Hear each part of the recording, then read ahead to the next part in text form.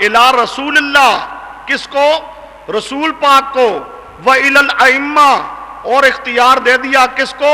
اماموں کو، فی امر الدین، فی دین کے معاملے میں، حلال و حرام میں، حلال و حرام کا اختیار ہے، باقی نفع نقصان پہنچانے کا اختیار نہیں ہے۔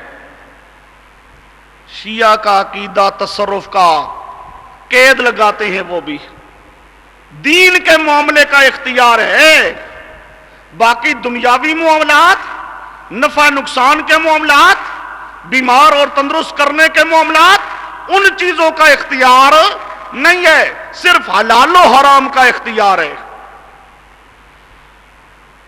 اب شیعہ بھی پہلے مشرکوں کی طرح کچھ، انہوں نے کہا ہم ان کے برابر رہیں گے، پہلے زمانوں کے مشرکوں کے ساتھ یا اس سے کچھ نیچے، ان سے بھی کچھ نیچے، وہ سمجھو کیوں؟ وہ پہلے تو نفع نقصان کا اختیار مانتے تھے،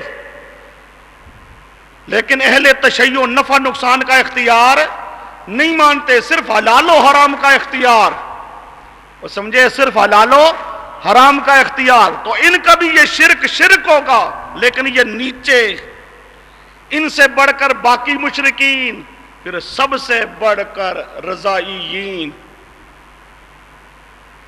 احمد رضا خان کی ذریت۔ اب آئیے، یہ تو اوپر باب قائم کیا، اب نیچے روایت ہے، یہ جو آپ کے پاس عبارت لکھی ہے، یہ روایت ہے امام ابو جعفر اور امام ابو عبداللہ، امام ابو جعفر اور امام ابو عبداللہ، وہ دونوں کہتے ہیں، یہ دو امام، شیعوں کے دو امام، وہ کہتے ہیں، کیا کہتے ہیں؟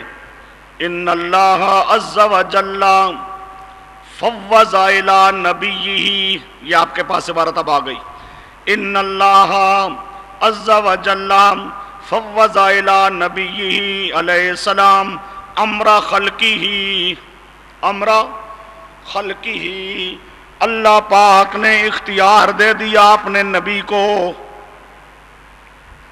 سپرد کر دیا اپنی نبی کے امر خلقی، اپنے مخلوق کے معاملات کو، اپنے مخلوق کے امور سپرد کر دیے، لینظر کیف طاعتہم، لینظر کیف طاعتہم۔ آگے پھر آیت لکھتی ہیں، ما آتاکم الرسول فخذوہ وما نہاکم عنہ فانتہوا، یہ اصول کافی صفحہ 5 جلد نمبر 2، اصول کافی صفحہ 5 جلد نمبر 2۔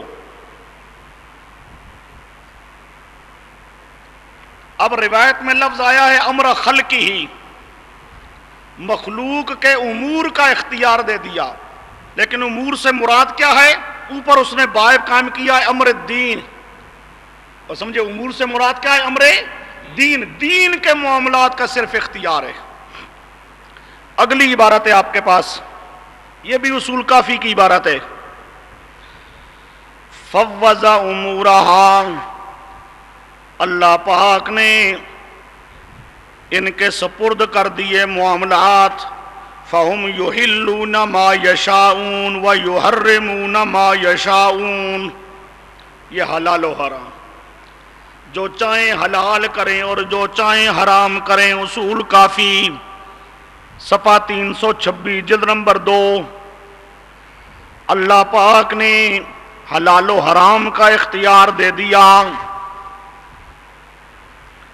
یہ جو دوسری عبارت ہے آپ کے پاس، یہ اختیار جو اللہ پاک نے دیا کس کو؟ اس سے پہلے عبارت ہے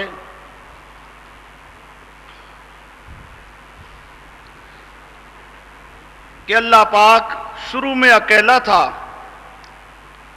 پھر اللہ پاک نے نبی پاک کو، علی کو، فاطمہ کو پیدا کیا۔ پہلے اللہ اکیلا پھر اللہ نے پیدا کیا کس کو؟ رسول پاک صلی اللہ علیہ وسلم کو، حضرت علی کو، حضرت فاطمہ کو. پھر کہتا ہے اس کے بعد باقی مخلوق کو پیدا کیا. یہ جو تین ہیں، رسول پاک ایک، حضرت علی دو، حضرت فاطمہ تین، ان تین کا ذکر کر کے آگے کہتا ہے اللہ نے ان کو اختیار دے دیا. اللہ نے ان کو اختیار دے دیا، جو چاہیں حلال کریں، جو چاہیں حرام کریں. یہ اصول کافی جو معتبر کتاب ہے اہل تشیع کی. اب یہ کیا بتا رہی ہے کہ اللہ پاک نے اختیار دیا ہے نبی پاک صلی اللہ علیہ وسلم کو اور ائمہ کو، لیکن اختیار دیا صرف شریعت کے احکام کا، حلال و حرام کا، بس. آگے آئیے جی.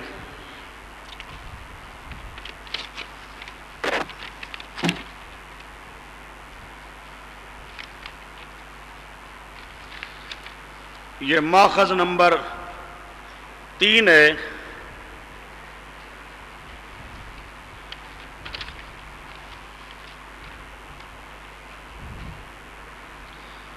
دو ماخذ اصول کافی سے آپ کے سامنے آئے شیعہ مذہب کو واضح کرنے کے لیے.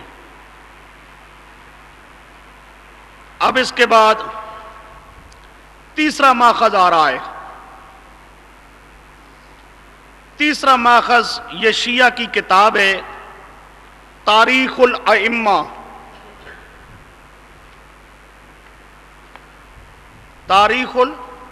یہ کسی شیعہ کی کتاب ہے. جس طرح اصول کافی ان کی معتبر کتاب ہے، یہ اس طرح نہیں ہے. بات سمجھے؟ یہ جس طرح مختلف مولویوں کی کتابیں ہوتی ہیں، اسی طرح کسی شیعہ عالم کی یہ کتاب ہے تاریخ الائمہ.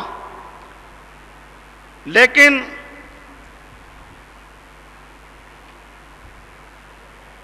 کسی شیعہ نے اس کی تردید نہیں کی، اس لیے ہم اس کا حوالہ بھی پیش کرتے ہیں. اور آج کل عام طور پہ شیعوں میں یہی عقیدہ ہے جو اصول کافی والے نے پیش کیا ہے. آج کل کے شیعہ کا وہ عقیدہ نہیں ہے. آج کل کے عقیدہ شیعہ کا تقریباً وہی ہے جو اس کتاب میں اب آ رہا ہے. یہ شیعہ کی ویسے معتبر کتاب نہیں ہے اتنی، لیکن موجودہ زمانے کے اہل تشیع وہ اس کی تردید نہیں کرتے، اس لیے ہم اس کتاب کا حوالہ بھی پیش کر سکتے ہیں. آئیے، اس میں امور تشریعیہ کی کوئی قید نہیں ہے، بلکہ نفع نقصان وغیرہ ان چیزوں کا ذکر ہے.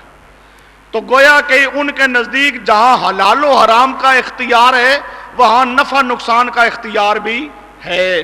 اب آئیے عبارت دیکھو. تاریخ الائمہ کہتا ہے رسولوں کی ہوئی حاجت روائی، علی نے نو کی نا خدائی، نہ کرتا گر علی مشکل کشائی، نہ پاتا چاہ سے یوسف رہائی، علی کا معجزہ ہے ایک ایک نادر، علی کی ذات ہے ہر شے پہ قادر. معاذ اللہ،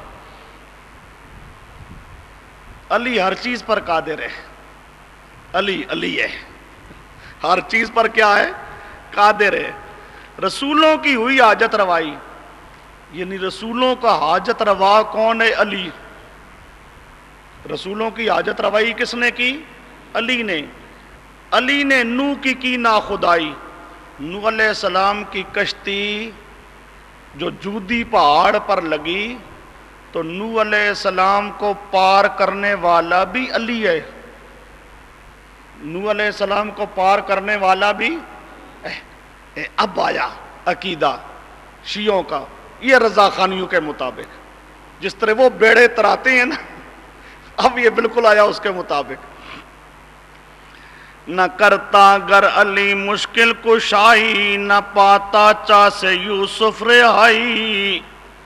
یوسف علیہ السلام جو کنویں میں تھے اور کنویں سے پھر ان کو رہائی ملی، تو یہ مشکل کشائی کر کے رہائی دینے والا علی ہے۔ یوسف کا بھی مشکل کشا علی ہے۔ آگے کہتا ہے علی کا معجزہ ہے ایک ایک نادر۔ اب معجزہ نبی کا ہوتا ہے، ولی کا معجزہ نہیں ہوتا۔ یہ علی کو ایسے بنا رہا ہے جیسے نبی ہے، علی کو ایسے پیش کر رہا ہے جس طرح وہ نبی ہے۔ علی کا معجزہ ہے ایک ایک نادر، علی کی ذات ہے ہر شے پہ قادر، ہر چیز پر علی قادر ہے۔ تاریخ الائمہ صفحہ 52۔ اچھا جی، یہ آپ کے سامنے تصرف کے بارے میں عقیدہ بریلویوں کا بھی آ گیا، شیعوں کا بھی آ گیا۔ یہ بھی اسی طرح شرک کا عقیدہ رکھنے والے ہیں جس طرح پہلے زمانے کے مشرک شرک کا عقیدہ رکھنے والے تھے۔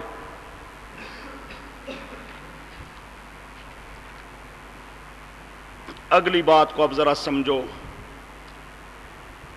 پہلا مسئلہ اختلافی تھا شرک فی التصرف، توحید فی التصرف۔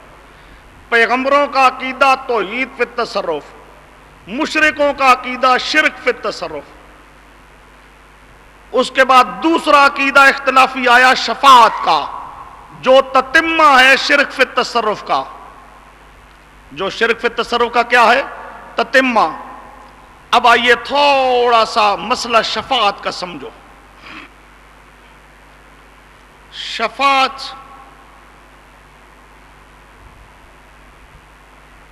تین قسم ہے۔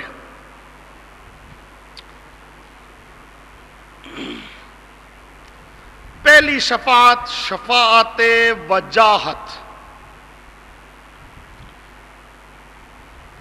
دوسری قسم ہے شفاعت محبت، تیسری قسم ہے شفاعت بالاذن۔ اب الگ الگ سمجھو تینوں کو۔ شفاعت وجاہت، ایک شخص ہے، اس نے چوری کی، چوری اس پر ثابت ہو گئی، اب اس کا ہاتھ اسلامی شریعت کے مطابق کاٹا جائے گا، وہ سزا کا مستحق ہے۔ چور پر چوری ثابت ہو گئی، اب اس کا قانونی طور پہ اس پر سزا نافذ ہونی چاہیے۔ اب بادشاہ اس کو سزا دینے کا حکم دیتا ہے کہ یہ چور ہے، اس کو سزا دو، قانون جاری کرو۔ ادھر یہ حکم دیتا ہے، ادھر وہ چور سفارش کراتا ہے، کسی وزیر کی سفارش کراتا ہے، کسی وزیر کی۔ وزیر کے فون کرتا ہے، بادشاہ کو خیال کرنا، اس کو سزا نہیں دینی ہے۔ وزیر سفارش کرتا ہے، فون کے ذریعے سے ٹیلی فون کر رہا ہے، اس کو سزا نہیں دینی ہے، چھوڑ دو اس کو۔ اب بادشاہ چاہتا ہے کہ قانون نافذ ہو، اس کو سزا دی جائے، لیکن بادشاہ سوچتا ہے کہ یہ جو وزیر ہے یا گورنر ہے، اس کا سفارشی ناراض ہو جائے گا اور میری حکومت کے اندر بغاوت کر دے گا، بغاوت کر دے گا تو خواہ میرے لیے مصیبت بن جائے گی۔ اب یہ ڈر جاتا ہے، بادشاہ اس سے مرعوب ہو جاتا ہے. سفارش کرنے والا جو سفارش کر رہا ہے اس کے رعب کے نیچے آ جاتا ہے, ڈر جاتا ہے. اب اس ڈر سے کہ میں اگر قانون نافذ کرتا ہوں تو میری حکومت کو دھچکا لگے گا, نقصان ہوگا, فساد پڑ جائے گا, اب اس ڈر کے مارے اس کو چھوڑ دیتا ہے. اب اس نے چھوڑا سفارش کی وجہ سے. سفارش کرنے والا جو سفارش کر رہا ہے یہ اس کی شفاعت وجاہت ہے. یہ اس کی شفاعت کیا ہے؟ یعنی سفارش کرنے والا سفارش کرے اور یہ بادشاہ اس سے مرعوب ہو جائے, اس کے رعب میں آ جائے, مجبور ہو کر ڈر کر فیصلہ تبدیل کر دے, سزا نہ دے. یہ پہلی قسم. اب اس پہلی قسم کا شرعی حکم سمجھو. اللہ کی بارگاہ میں اس قسم کی شفاعت کا عقیدہ رکھنا کفر ہے. اللہ کسی سے مرعوب ہونے والا نہیں ہے. اللہ کی بارگاہ میں کوئی شفاعت کرے اور شفاعت وجاہت ہو, اللہ اس سے مرعوب ہو جائے, ڈر جائے, اس قسم کی شفاعت کا عقیدہ اللہ کے بارے میں رکھنا, یہ عقیدہ کیا ہے؟ کفر ہے. اور اس قسم کی شفاعت کا قائل کوئی مشرک بھی نہیں تھا. یہ جو پہلی قسم ہے شفاعت کی, کوئی مشرک اس کا قائل نہیں تھا. یہ پہلی قسم. آگے آئیے دوسری قسم. دوسری قسم ہے شفاعت محبت. چور پر چوری ثابت ہو چکی ہے.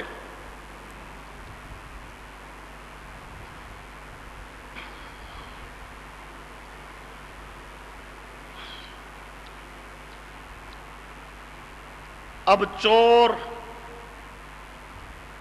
دوست ہے شہزادے کا, بادشاہ نے تو حکم دے دیا, فیصلہ کر دیا اس کو سزا دو.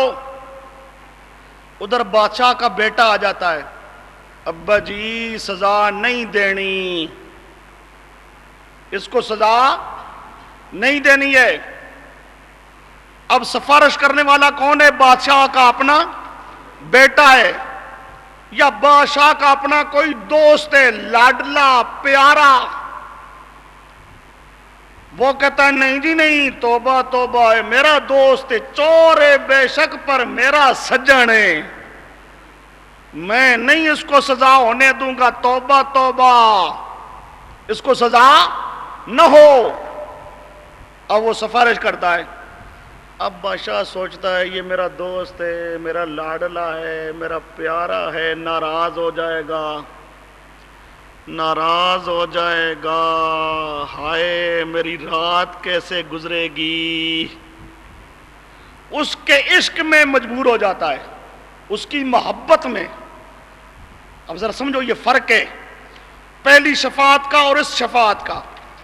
پہلے بھی مجبور ہوتا تھا لیکن رعب کی وجہ سے, ڈر کی وجہ سے. اب رعب نہیں ہے, ڈر نہیں ہے, لیکن محبت میں مجبور ہے. یہ مجبور ہے کس میں؟ محبت میں. وہ اس کا اپنا لاڈلا ہے, پیارا ہے. بیگم صاحبہ کی سفارش آ جاتی ہے. بیگم صاحبہ آخری یہ خیال کریں بادشاہ صاحب سزا نہ دیویں. اب یہ سوچتا ہے ہائے بیگم صاحبہ ناراض ہو گئی تو مسئلہ گیا, گڑبڑ ہو گیا. اب یہ اس کا دل چاہتا نہیں ہے لیکن محبت میں مجبور ہو کر, سمجھو محبت میں مغلوب ہو کر اپنا فیصلہ تبدیل کر دے. اپنا فیصلہ تبدیل کر رہا ہے. یہاں بھی بات دلے ناخواستہ, پہلی صورت میں بھی بات دلے ناخواستہ, اس دوسری صورت میں بھی بات دلے ناخواستہ. پہلی صورت میں بھی مغلوب ہو گیا, دوسری صورت میں بھی مغلوب ہو گیا. لیکن پہلی صورت میں مغلوب ہوا بوجہ رعب کے, اس دوسری صورت میں مغلوب ہوا بوجہ محبت کے. اس دوسری شفاعت کا حکم, اللہ کی بارگاہ میں ایسی شفاعت کا عقیدہ بھی کفر ہے. اللہ کسی کی محبت میں یوں مغلوب نہیں ہوتا. اللہ کا ایسا لاڈلا پیارا کوئی نہیں ہے کہ جس کی محبت میں اللہ کیا ہو جائے؟ مغلوب ہو جائے اور اپنے فیصلے کو تبدیل کرے. اس قسم کی شفاعت کا عقیدہ اللہ کی بارگاہ میں، یہ عقیدہ بھی کفریہ عقیدہ ہے. اور مشرکین پہلے زمانے کے جتنے تھے وہ اسی عقیدے کے قائل تھے. جو پہلے زمانے کے جتنے مشرک گزرے ہیں وہ اسی شفاعت محبت، ان کا عقیدہ جو سفارشی ہونے کا عقیدہ تھا، وہ سفارشی ہونے کا عقیدہ کیا تھا؟ وہ یہی کہتے تھے ہمارے معبود یہ پیارے ہیں، اللہ کے پیر فقیر نبی ولی اللہ کے لاڈلے ہیں، اللہ کے پیارے ہیں.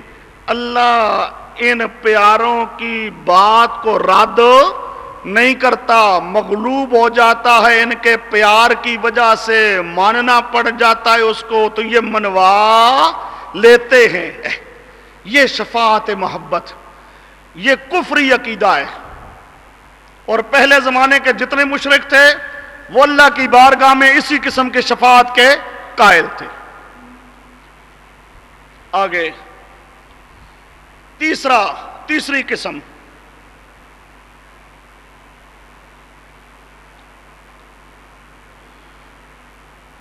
شفاعت بالاذن.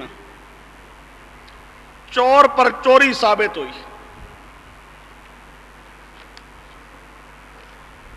چور پر چوری ثابت ہو گئی. بادشاہ اس چور کو جانتا ہے کہ یہ چور ہے نہیں.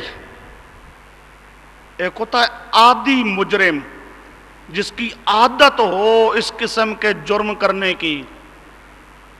بادشاہ سمجھتا ہے اس کی عادت تو چوری کرنے کی نہیں تھی، بس پتہ نہیں کیسے ہو گیا، صوفی پھنس کے آئے. بات سمجھے؟ اب بادشاہ سمجھتا ہے کہ چوری ثابت ہو چکی ہے، جرم ہو چکا ہے، لیکن اندر سے وہ سمجھتا ہے کہ اس کی عادت ایسے برے کام کرنے کی، برا کام ہو گیا، غلط کام ہو گیا، لیکن وہ ایسے غلط کام کرنے کا عادی نہیں ہے. اب بادشاہ خود چاہتا ہے کہ اس کو طریقے سے چھوڑ دیا جائے. اب سمجھنا، پہلے دونوں شفاعتوں میں اور اس میں فرق آ رہا ہے. پہلی دونوں شفاعتوں میں بادشاہ چھوڑنا نہیں چاہتا تھا. اب یہ تیسری قسم آ رہی ہے، اس میں بادشاہ چھوڑنا چاہتا ہے، لیکن بادشاہ کہتا ہے اگر اس کو چھوڑوں تو کل اور بھی چوری کریں گے، تو پھر قانون نہیں رہے گا. اب وہ اپنے قانون کی خلاف ورزی بھی نہیں کرنا چاہتا، لیکن اب سوچتا ہے کیا کروں. اگر اس چھوڑنا چاہتا ہے پر چھوڑوں تو قانون کی خلاف ورزی ہے، قانون کی توہین ہے، قانون ٹوٹ جائے گا، قانون نہیں رہے گا. اب وہ چاہتا ہے لیکن قانون میں سمجھتا ہے کہ قانون کی کیا ہے؟ توہین ہے. قانون کے احترام کا تقاضا ہے کہ سزا دی جائے. بادشاہ کا دل چاہتا ہے چھوڑا جائے کیونکہ یہ عادی مجرم نہیں ہے. اب اس بادشاہ کا کوئی وزیر سمجھ گیا، مزاج شناس ہے، وہ سمجھ جاتا ہے کہ بادشاہ چھوڑنا چاہتا ہے لیکن قانون پہ مجبور ہے، قانون کا احترام نہیں رہتا، قانون کا احترام نہیں رہتا. اب وزیر سفارش کرتا ہے، حضرت یہ بیچارہ دیکھو نا، یہ کوئی عام مجرموں جیسا مجرم تو نہیں ہے، یہ بیچارہ صوفی، اس کا دے گناہ کیتا ہی نہیں، پتہ نہیں کیویں پھنس کے آئے کدھر ہو گیا، سو کوئی یہ جرم سے اتفاقاً ہو گیا ہے جی، یہ عادی مجرم نہیں ہے جی، مہربانی کرو جی، بادشاہ سلامت ہو، حضرت ہو، مہربانی کرو، معاف کر دو اس بیچارے کو. اب وزیر بادشاہ کی مرضی یہ سمجھ کر کہ بادشاہ چھوڑنا چاہتا ہے لیکن قانون کے احترام کی وجہ سے اب چھوڑتا بھی نہیں ہے، اب وہ وزیر سفارش کرتا ہے، اب اس وزیر کی سفارش مان کر بادشاہ کہتا ہے قانون تو یہی تھا لیکن اب میرا وزیر کہتا ہے تو میرے وزیر یہ بھی آخر میرا قریبی ہے، میں اس کا ادب اور احترام کرتے ہوئے چلو جی تیرے کہنے پہ چھوڑ دیتا ہوں۔ چھوڑنا خود چاہتا تھا، اس کی سفارش سے چھوڑ دیا۔ یہ تیسری ہے، یہ شفاعت بالاذن، سمجھو یہ شفاعت یہ چاہتا تھا، گویا کہ اس نے اجازت دی ہے، اذن دیا ہے، کوئی صورت کر، اس نے سفارش کر کے صورت پیدا کر دی۔ اور بات سمجھے، اب اس قسم کی شفاعت، یہ تیسری شفاعت، شفاعت بالاذن اللہ کے ہاں برحق ہے، اللہ کے ہاں شفاعت بالاذن برحق ہے، اور قیامت کے دن یہ شفاعت بالاذن ہوگی، شفاعت بالاذن ہوگی۔ اہل سنت والجماعت کے نزدیک یہ شفاعت برحق ہے، اور اس کے اہل سنت والجماعت نے دو فائدے لکھے ہیں، دو، اس میں ایک تو احترام ہے قانون کا، قانون کا احترام بھی اپنی جگہ رہتا ہے، اور دوسرا سفارش کرنے والے کا احترام، سفارش کرنے والے کا احترام۔ بات سمجھے، دو احترام سامنے آتے ہیں، قانون کا بھی احترام کیا ہے، سفارش کرنے والے کا بھی احترام کیا ہے، اور اس کو چھوڑ دیا گیا ہے۔ بات سمجھے، تو اس قسم کی شفاعت اللہ کی بارگاہ میں برحق ہے، شفاعت بالاذن، اور یہ شفاعت بالاذن قیامت کے دن ہوگی، مشرک اس شفاعت کے قائل نہیں۔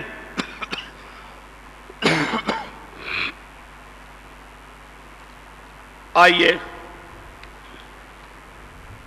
آپ کے پاس ماخذ لکھا ہے اس تیسری شفاعت کے لیے، من ذا الذی یشفع عندہ الا باذنہ، کوئی سفارش کرنے والا سفارش نہیں کر سکے گا مگر اللہ کے اذن کے ساتھ، اللہ اجازت دے گا، اللہ کی اجازت پا کر سفارش کرنے والا سفارش کرے گا۔ یہ شفاعت کیا ہے؟ برحق ہے، یہ شفاعت کیا ہے؟ برحق۔ یہ سورۃ بقرہ کی آیت، دوسری آیت آپ کے پاس لکھی ہے وَلَا تَنْفَعُ الشَّفَاعَةُ عِنْدَهُ إِلَّا لِمَنْ أَذِنَ لَهُ، سورۃ سبا آیت نمبر 13 پارہ 22، وَلَا تَنْفَعُ الشَّفَاعَةُ، کوئی شفاعت فائدہ نہیں دے گی مگر اس کے لیے فائدہ دے گی أَذِنَ لَهُ، جس کے لیے اللہ خود اذن دے گا، جس کے لیے اللہ کی طرف سے سفارش کرنے کا اذن ہوگا تو وہ شفاعت نفع دے گی، اس شفاعت کے علاوہ کوئی اور شفاعت نفع دینے والی نہیں ہوگی۔ لا تنفع الشفاعت عندہ الا لمن اذن لہ۔ اچھا جی، اب یہ شفاعت بالاذن یعنی جس کا اللہ کیا دے؟ اذن۔ اب قبر والے کو پکارا جائے تو میرے لیے دعا کر، قبر والے کو پکارا جائے تو میرے لیے دعا، اب اللہ نے اس کی کہیں اجازت نہیں دی کہ قبر والے کو بے شک پکارو۔ بات کو سمجھو، زندہ انسان ہے، اس سے کوئی دعا کراتا ہے، یہ دعا کرانا بھی ایک سفارش ہے۔ زندہ انسان سے دعا کرائی جائے اور وہ زندہ انسان دوسرے کے لیے کیا کرے؟ دعا کرے، یہ بھی کیا ہے؟ ایک سفارش ہے، اس کا اذن ہے۔ کس طرح؟ یعنی قرآن میں، حدیث میں اس کا ثبوت ہے، پیغمبروں سے دعا کرانے والوں نے دعا کرائی، پیغمبروں نے دعا کی، بلکہ پیغمبروں نے خود دوسروں کو کہا تم میرے لیے دعا کرو۔ رسول پاک حضرت عمر کو کہتے ہیں، حضرت عمر جا رہے ہیں عمرہ کرنے کے لیے، رسول پاک حضرت عمر کو کہتی ہیں میرے لیے بھی دعا کرنا، دعا میں مجھے نہ بھولنا۔ تو اب زندہ انسان سے دعا کرے، اس کا شریعت میں ثبوت ہے، گویا کہ اس کا اذن ہے۔ چونکہ پیغمبر نے یہ جو کام کیا ہے تو پیغمبر اللہ کے حکم کے بغیر تو نہیں کر سکتا، تو گویا کہ اللہ نے وحی کے ذریعے سے اذن دیا، اجازت دی۔ زندہ سے دعا کرائے، اس کا اذن ہے۔ زندہ سے دعا کرائے، یہ بھی ایک قسم کی کیا ہے؟ سفارش ہے۔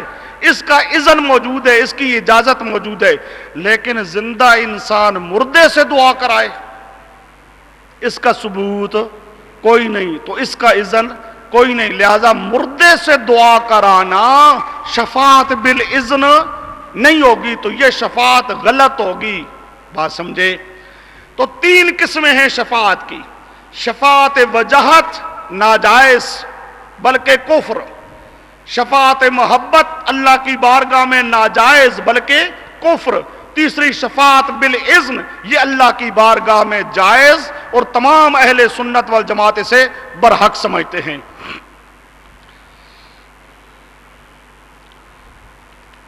چلو باقی حصہ انشاءاللہ زور کے بعد۔